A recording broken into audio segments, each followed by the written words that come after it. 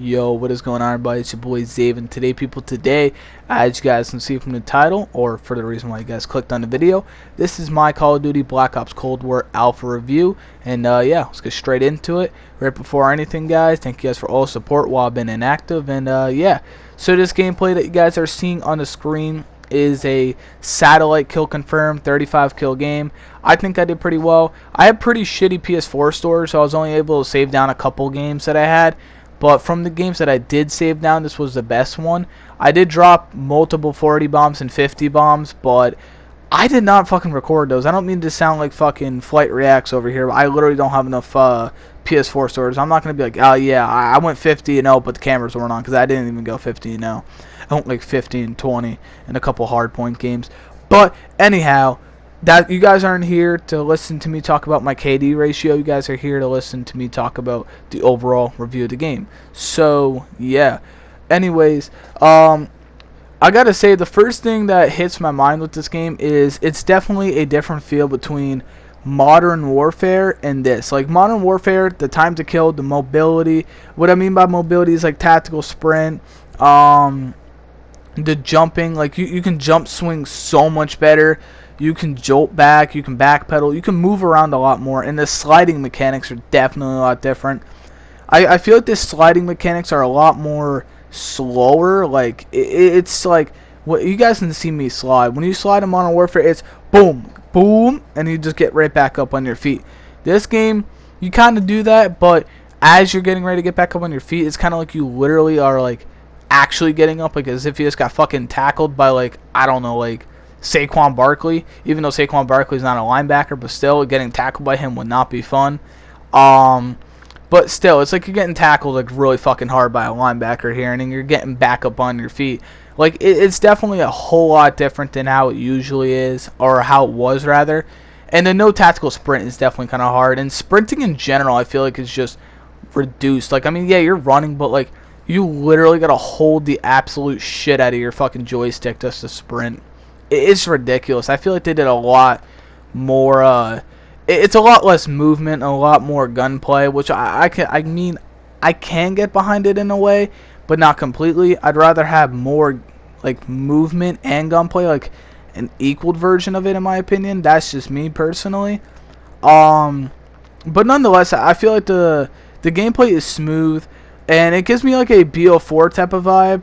More of a BO4 type of vibe than like a BO1, because a lot of people are saying it gives them a BO1, and it's definitely like the guns for sure are like a straight, not completely, but like a straight dead copy from BO1. But and I mean it has the feeling like if you're looking at maps and shit like that, like some of the maps have that Black Ops 1 feeling, but it's definitely more of a it's more of a Black Ops 4 type of feel than anything. I'm not really talking about the maps, I'm just talking about the gameplay in general. But yeah, that's just my thoughts on like the basic gameplay of the game. Now the maps are pretty simple in ranking from chronological order from bottom to best, or from least to best, whatever. It would be Miami, Moscow, and then Satellite as the best.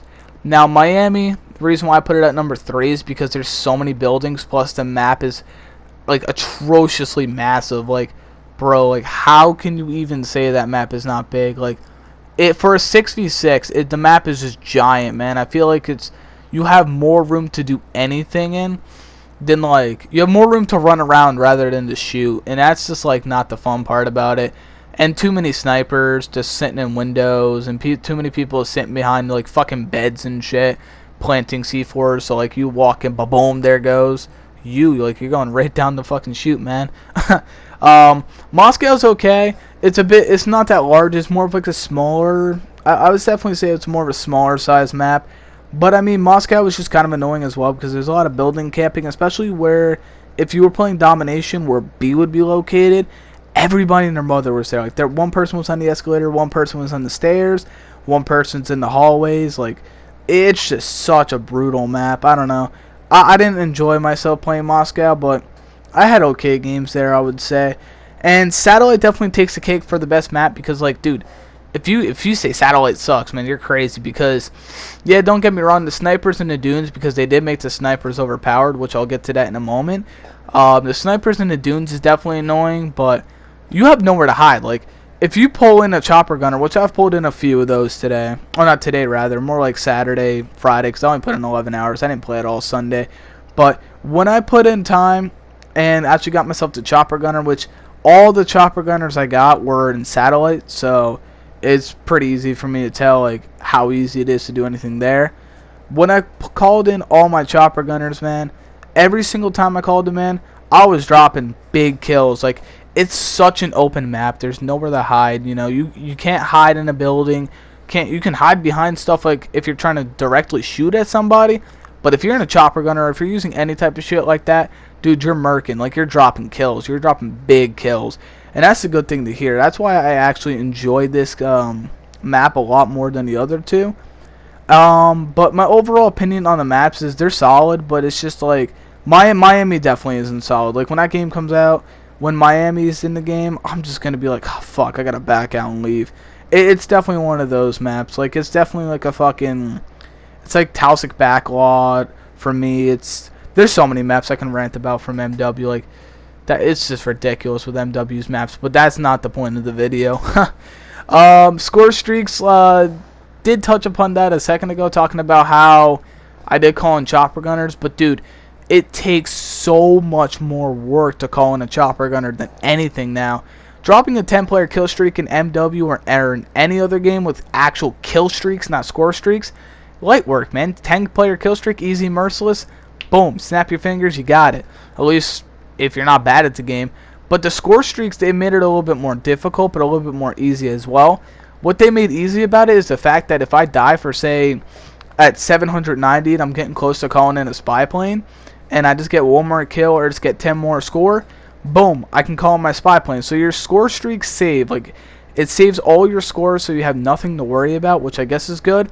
And it's not kind of like how World War II was, or I think there's multiple other CODs I can use, but I'm just going to use World War II for an example, where you had the perk where you can use and save all your score streaks, or your kill streaks rather, but you can't use them ever again. You can still use your score streaks after a while. So if I get a spy plane once and then another 800 score racks up, I can get a spy plane again. It's after I use, for say, my artillery and then my chopper gunner or air patrol, because I'm using air patrol in here.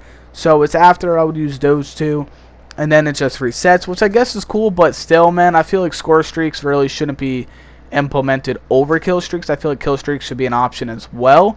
I don't know if they'll implement that in the game later on, but yeah. And overall, the guns are okay.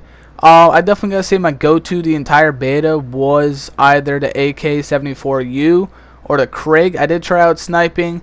I'm not a great sniper, but from what I tried out in the classes I built, because I'm really good at building classes, I'm not trying to gloat or anything, but from the classes I built, I gotta say for sure that the Pellington is just a one-shot rifle no matter what. The Tundra is okay. I definitely did a lot more two-shotting with the Tundra than anything. And what I was going to say about snipers being overpowered is Treyarch literally did say that for the alpha test, they were going to make these snipers just ridiculously hard to just not be killed by if it hits you. So, and yeah, I definitely found that out the hard way, especially at Satellite in Miami, man. I was just getting sniped up a storm. I do like the quick scopes on the snipers, though, because it's actually pretty easy to drop a quick scope. Or it's more easier to just go ba-boom, bink, ba-boom, bink, as long as you hit your shots, of course, and you're not like me. The skill-based matchmaking is alright too, but I mean, it's definitely all over the place in a way, because there were games I would get into where I was getting lobbies where people were just so bad, and I was getting lobbies where people were just like beating the piss out of me, man. It's kind of annoying, not gonna lie, but that's just me personally. I feel like skill-based matchmaking will change when the game comes out, because when the MW beta came out, the skill-based matchmaking was all over the place as well. But then when MW came out, they have solid skill-based matchmaking. I wouldn't say it's elite. It's not up all the way, but it's solid. I definitely gotta say it's alright. Now, my ups and downs, I guess. I mean, I had a lot more downs than ups because, you know, switching from MW to Cold War or BO5, whatever the cool kids want to call it, is definitely a lot more different than anything. But I eventually started to progress and started to get used to this game a little bit more, to the point where I feel like now MW is going to be challenging to play. Not too challenging, because I'll probably hop on, get a couple good games, and be like, alright, I'm back up on my feet here. But I gotta say, overall, I think this game is pretty solid. And if I'm going to give it a rate, if we're talking about an alpha, I'm probably just going to give it a 6 out of 10. I mean, it's solid enough to be average. Like, it's definitely more than average, but it's not too far above average. Because, like, there's just so many downs in this alpha, it's not even funny. I'm not talking about, like, you know, simple bugs and communication errors and this and that. I'm talking about shit where it's just, like, I don't know, the gunplay, the time to kill is a little bit low. It is better than Black Ops 4. The mobility, shit like that. You know, it's just shit like that's what I'm just talking about. So I'm just going to overall give this game a 6 out of 10. And, yeah, if you guys have any different comments or anything different to say, you know, leave it down in the comment section down below. Thank you guys for watching this video, and have a great and blessed day. Zave out. Peace.